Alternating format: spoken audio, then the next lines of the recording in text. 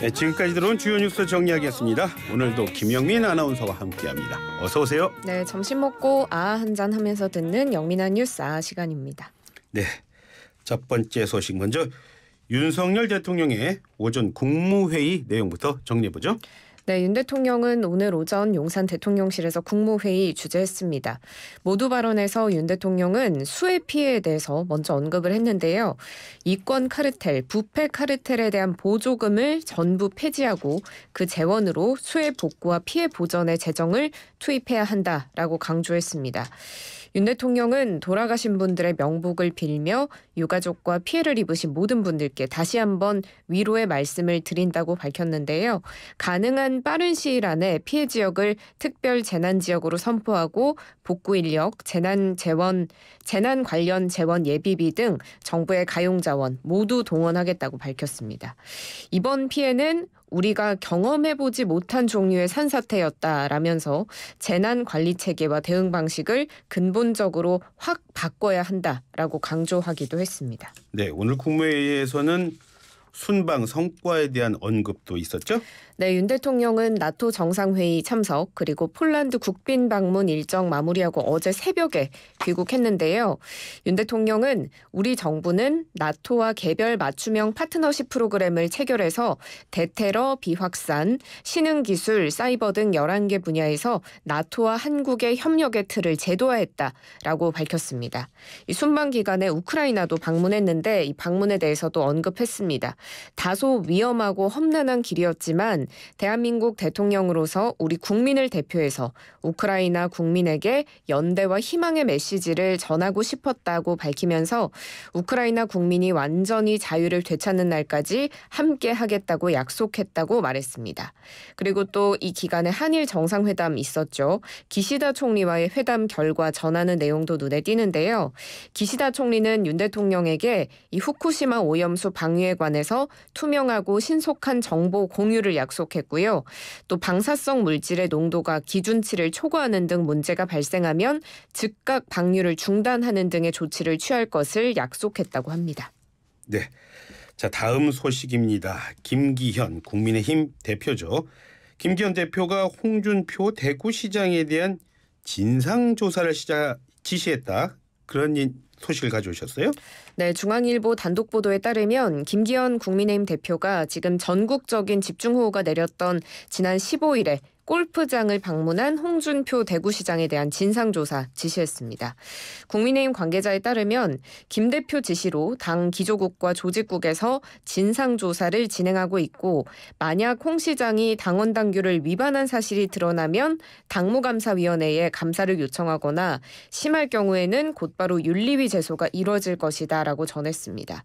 홍 시장이 지난 15일 오전 11시 20분쯤부터 대구 동구의 80 컨트리 클럽 에서 골프를 쳤는데 비가 많이 오자 1시간여 만에 중단한 바가 있습니다.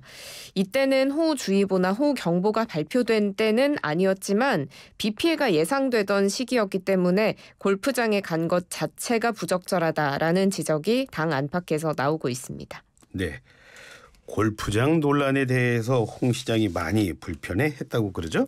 네, 오늘 오전에 소셜미디어에 다시금 글을 올렸는데요. 골프를 이용해서 국민정서법을 빌려 비난하는 건 어쩔 수 없지만 아직도 국민정서법에 기대 정치를 하는 건 좀 그렇다라고 적었습니다. 그러면서 이 후쿠시마 오염수도 국민정서법이 아니라 과학적 근거로 대처하고 있다며 자신은 대구시의 재난대비 매뉴얼에 어긋난 행동을 한 일이 없다라고 주장했습니다. 이 홍 시장은 호우경보가 발효됐을 때는 부단체장이 업무를 총괄하고 단체장에게는 부여된 역할이 없다면서 그게 대구시의 재난대비 매뉴얼이다라고 밝혔는데 이때 당시에는 비상 2단계에 불과했고 비상근무 2단계 시에는 단체장은 관례상 미수지역을 벗어나지만 않으면 무얼 하든 상관없다면서 문제가 없었다는 입장을 고수하고 있습니다. 네, 공무원 노조도 반발하고 있어요. 그렇죠? 네, 전국 공무원 노조 대구지역본부 오늘 성명을 냈습니다. 상황과 직분을 망각하고 골프를 즐긴 홍 시장 규탄한다고 밝히면서 공직자들의 의견에 귀 기울이고 진정으로 시민을 위한 행정을 펼치기 바란다고 촉구했습니다. 홍 시장이 어제도 소셜미디어에 글을 올렸는데요. 주말에 테니스 치면 되고 골프 치면 안 된다는 규정이 공직사회에 있느냐. 대통령이라면 다르겠지만 그 외 공직자들의 주말은 자유다라고 주장한 바가 있습니다.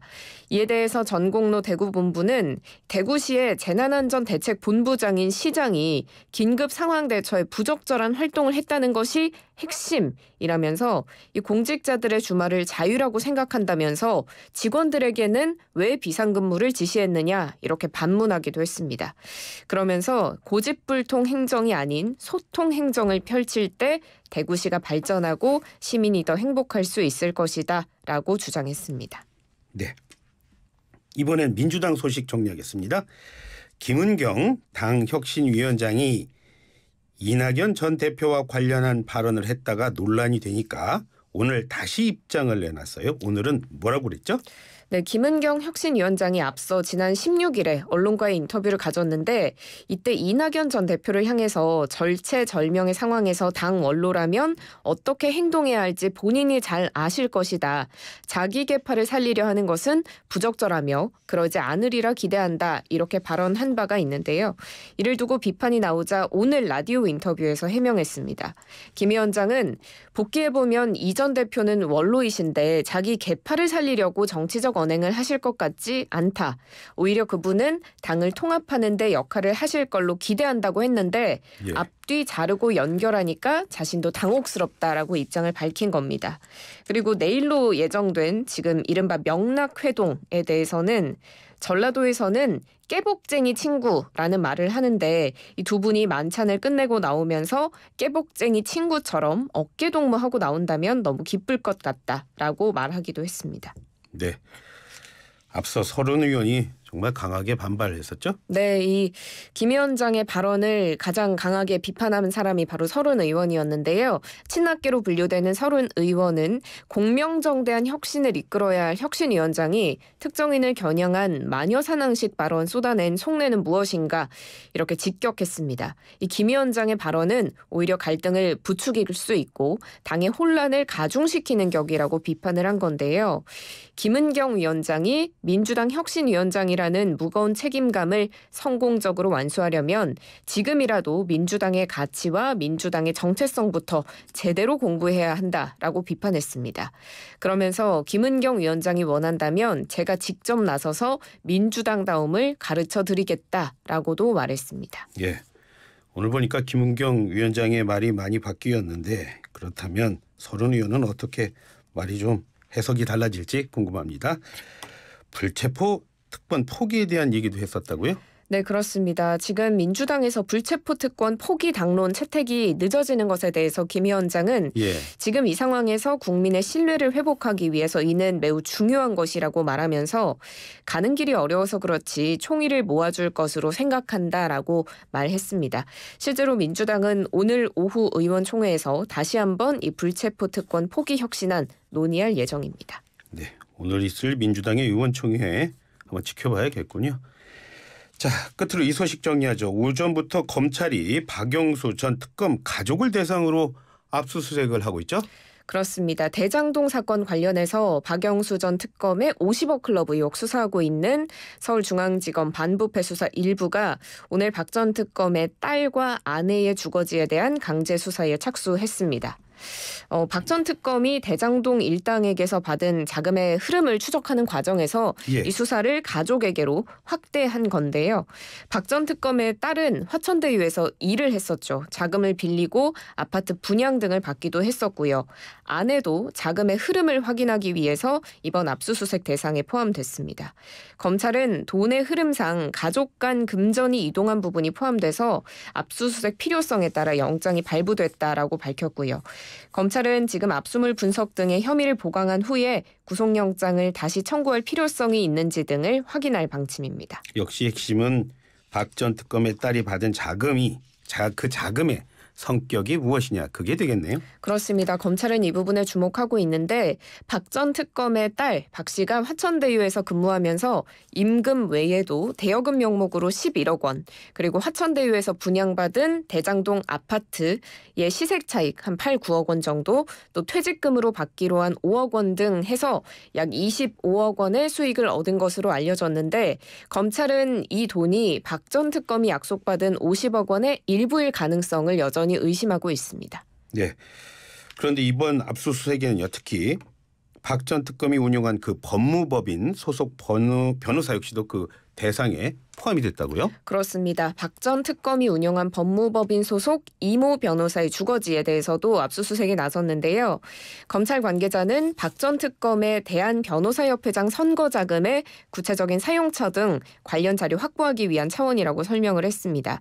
이 박 전 특검이 8억 원을 받았다고 검찰은 보고 있는데, 그중에 대한변호사협회 회장 선거 자금 명목으로 전달된 것으로 의심되는 3억 원, 여기에 대한 자료를 추가 확보하기 위한 차원으로 풀이가 됩니다.